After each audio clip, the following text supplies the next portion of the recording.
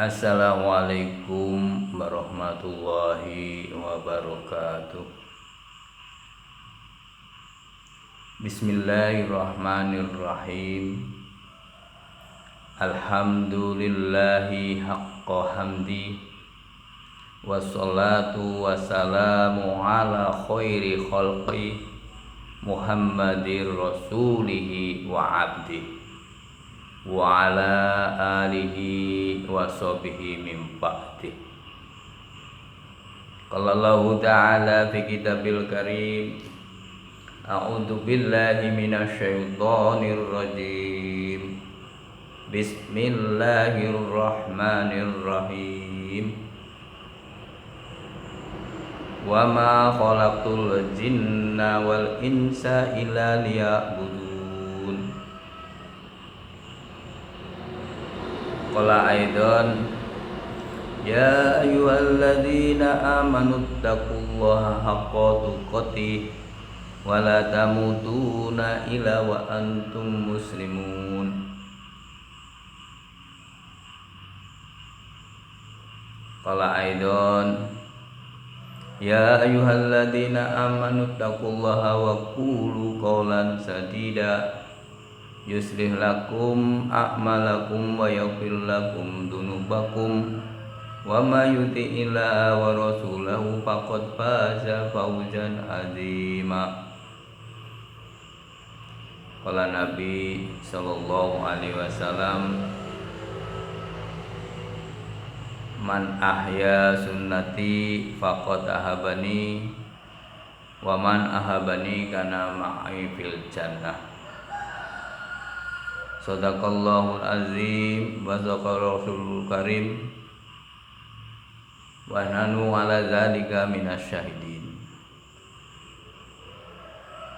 Jamaah subuh yang sama-sama dimuliakan Allah Subhanahu wa taala, kita bisa bertemu kembali pada pagi hari ini.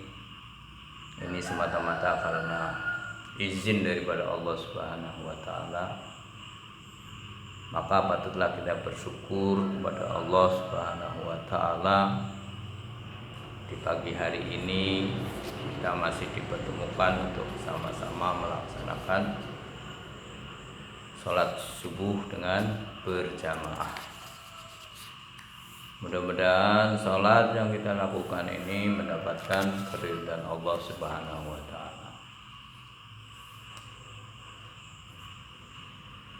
Karena tanda cinta, tanda kasih sayangnya Allah Subhanahu wa taala kepada hambanya, ketika Allah berikan kepada hambanya bisa melaksanakan ketaatan kepada Allah, dimudahkan untuk melaksanakan perintah Allah dengan cara yang dicontohkan oleh baginda Nabi Muhammad SAW. Salah satunya yaitu sholat subuh adalah perintah Allah. Berjamaah adalah contoh baginda Nabi Sallallahu Alaihi Wasallam. Maka patutlah kita bersyukur kepada Allah ketika kita dibangunkan di pagi hari setelah kita melaksanakan mungkin sholat malam, zikir malam, kita diberi kenikmatan oleh Allah untuk bisa bangun pagi. Maka Allah Subhanahu wa taala melalui nabinya telah mengajarkan satu doa, alhamdulillahilladzi ahyana ba'da ma amatana wa ilaihin nusur. Asbahna wa asbahal mulku lillahi wal udmatu was sultanu lillahi wal izzatu wal qudratu lillahi rabbil alamin. Alhamdulillahilladzi ahyana ba'da ma amatana wa ilaihin nusur. Segala puji bagi Allah yang telah menghidupkan kami setelah mematikan kami, dan kepadanya lah segala sesuatu kembali. Asbahna wa asbahal mulku lillah wal utmatu was sultanu lillah wal izzatu wal qudratu lillah rabbil alamin. Kami telah berbagi-bagi dan berbagi pula lah seluruh kerajaan Allah, kebesaran dan kejayaan di tangannya, dan keagungan serta kekuasaan di tangan Allah Tuhan semesta alam. Itulah rasa syukur kita kepada Allah dengan ucapan. Maka kita tingkatkan dengan melaksanakan perintah Allah, yaitu kita melakukan sebagai hamba Allah, yaitu sholat subuh, dan dilakukan di mana ada azan dikumandangkan, yaitu di masjid, di musola, dan caranya berjamaah di awal waktu. Inilah rasa syukur kita kepada Allah, di mana kita dimudahkan untuk melaksanakan perintah Allah dengan cara baginda Nabi Sallallahu Alaihi Wasallam. Tidak lupa sholawat serta salam semoga tercurahkan kepada junjungan kita Nabi Muhammad SAW yang telah berikan kepada kita jalan penerang hidayah dengan pengorbanan diri, harta, tetesan darah para sahabat, telah memperjuangkan agama ini sehingga kita di saat ini masih bisa melaksanakan, bisa menjalankan daripada perintah-perintah Allah sesuai dengan contoh baginda Nabi Muhammad SAW. Jamaah subuh yang dimuliakan Allah Subhanahu wa Ta'ala, mungkin perlu kita berdalami lagi perjalanan hidup kita sebagai perjalanan manusia. Ada awal, tidak ada akhir. Kalau selain manusia dan jin ini ada awal tapi ada akhir. Kalau manusia diberikan kehidupan oleh Allah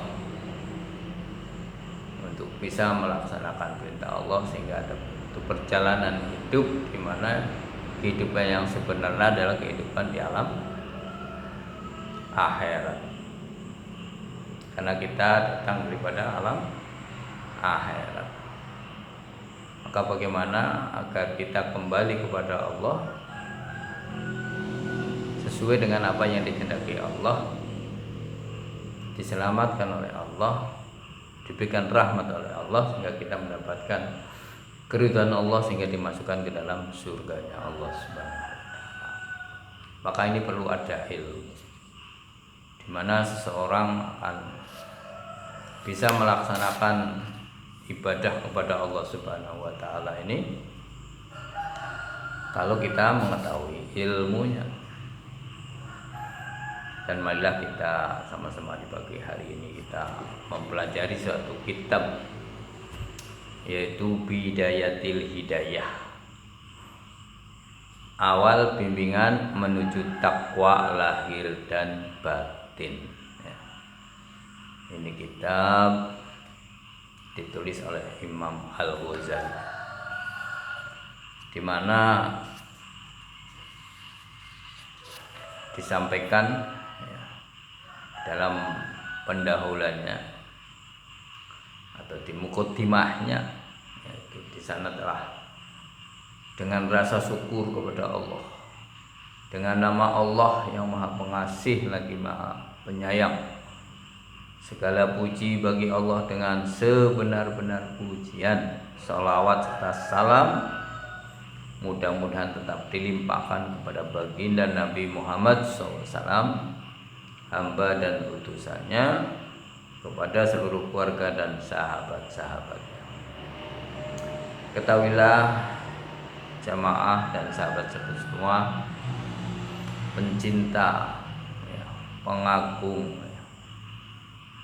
untuk para penuntut ilmu, karena hasrat yang bulat dan haus akan ilmu ada pada diri kita, maka jangan sampai terlintaslah di dalam hati kita niat dan tujuannya untuk memperoleh ilmu itu untuk suatu kebanggaan diri,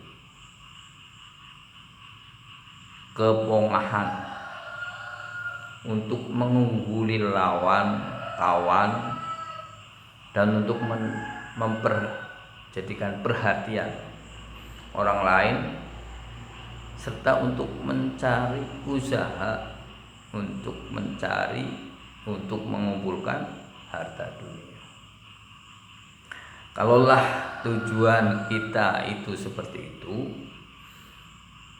maka kita termasuk orang-orang yang meruntuhkan agama.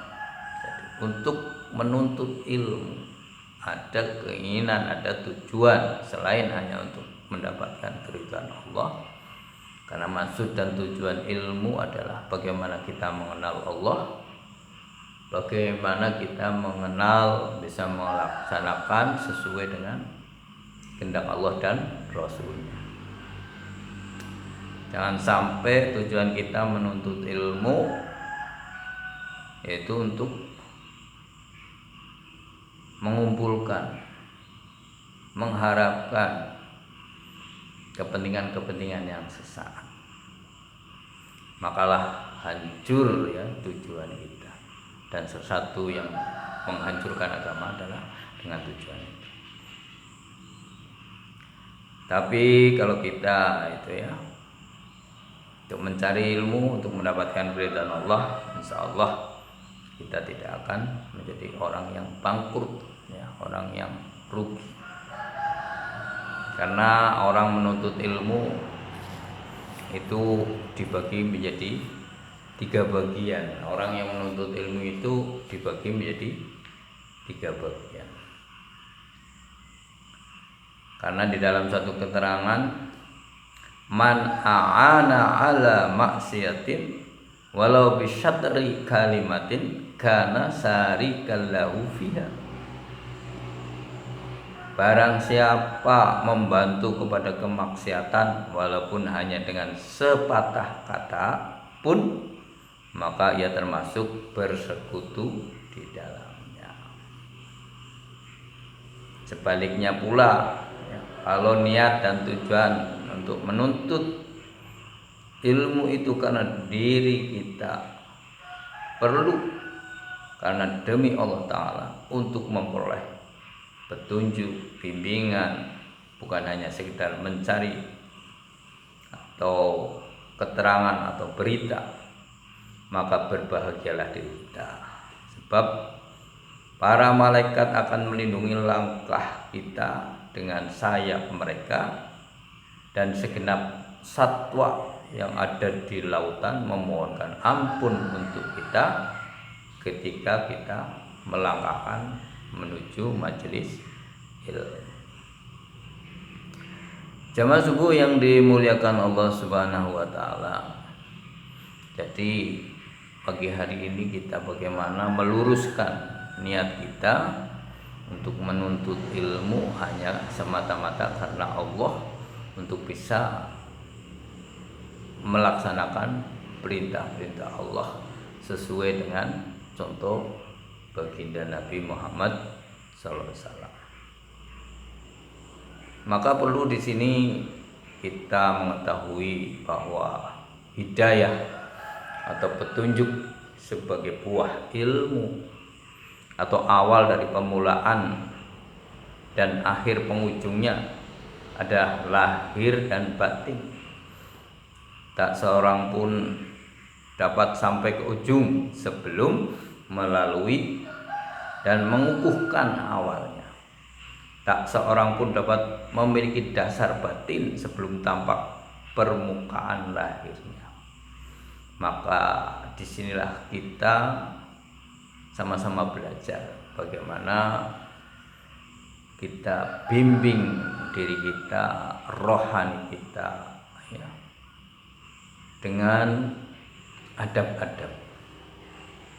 Sehingga dengan adab ini kita akan mengenal Allah, ya, mengenal Rasulullah, mengenal diri kita. Tetapi jika sebaliknya, ketika hati kita dihadapan pada awal, ya, bimbingan rohani kita ini merasa bosan, merasa malas, maka ketahuilah bahwa keinginan yang timbul dari hati kita untuk mempelajari ilmu itu semata karena dorongan nafsu jahat, nafsu amaratu bisu, nafsu yang ditimbulkan oleh setan yang terkutuk, yang sesungguhnya menggunakan tipu daya seperti tali yang ditarik sedikit demi sedikit agar kita terjerumus ke dalam humuratil hilak, kerusakan yang amat sangat. Tujuan jahat itu dibalut oleh setan seakan-akan merupakan tujuan yang suci dan baik, sehingga kalau terlanjur kita lakukan perbuatan itu, kita membuat penyesalan sebagaimana yang diterangkan di dalam Al-Quran surat Al-Kahfi ayat 104. Alladzina dhalla sa'yuhum fil hayatid dunya wa hum yahsabuna annahum yuhsinuna sun'a, yaitu orang-orang yang sesat perbuatannya di dalam kehidupan dunia, sedangkan mereka menyangka bahwa mereka telah berbuat sebaik-baiknya. Inilah yang kadang-kadang dimasukkan oleh setan, ya, laknatullah ini, agar kita merasa berbuat baik, kita merasa melaksanakan agama, tapi sesungguhnya kita telah disesatkan oleh yang namanya setan untuk bisa menjadi temannya nanti di alam nanti. Dengan demikian kita terus dibisikkan oleh setan-setan itu agar selalu kelihatan kita berbuat baik, ya, beribadah sesuai dengan katanya. Tapi kenyataannya di dalam satu keterangan itu ada suatu sehingga memalingkan diri kita dari sabda Nabi SAW. Man istada ilman walam yazdad huda lam yazdad minallahi ila bukda. Man istada ilman walam yazdad huda lam yazdad minallahi ila bukda.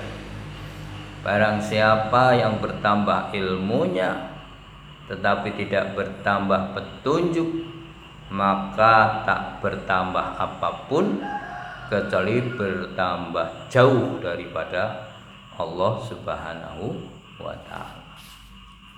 Na'udzubillah min dzalik. Bukannya kita beribadah semakin mendekat kepada Allah, tetapi karena kita dibisiki oleh setan, maka ibadah kita,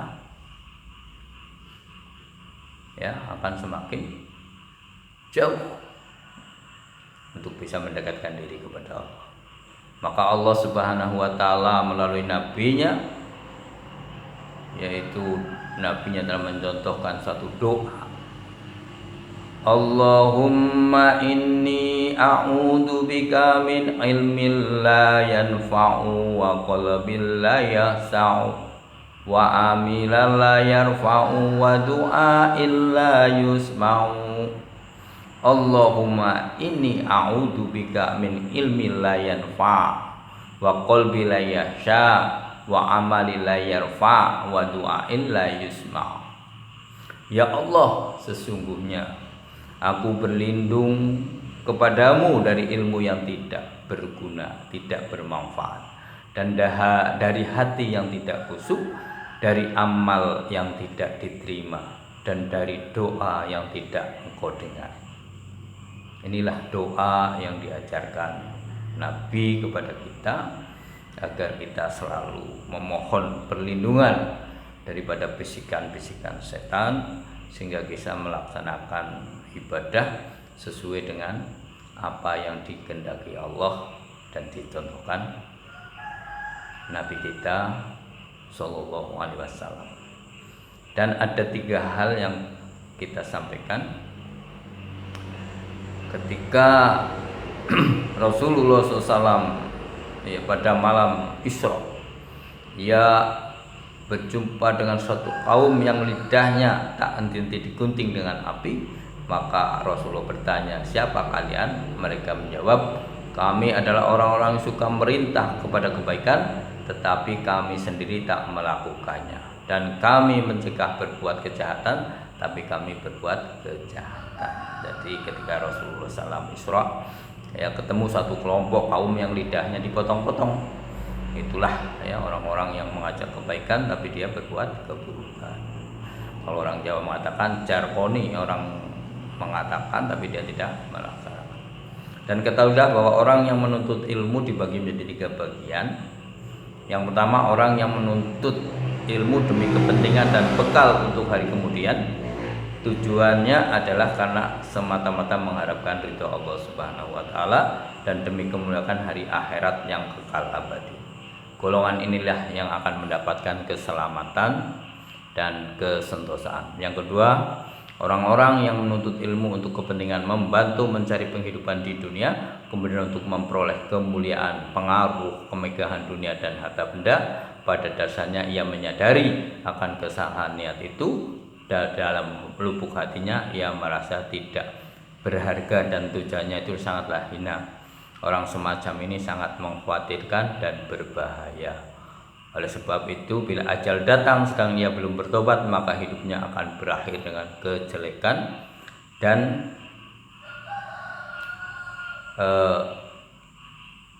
nasibnya tergantung Allah jua. Tetapi bila ia sempat bertobat sebelum ajal dan kemudian segera menyesuaikan segala amalnya dilakukan dengan kebaikan, maka ia akan kembali ke dalam golongan orang-orang yang selamat di jalan Allah Subhanahu wa taala.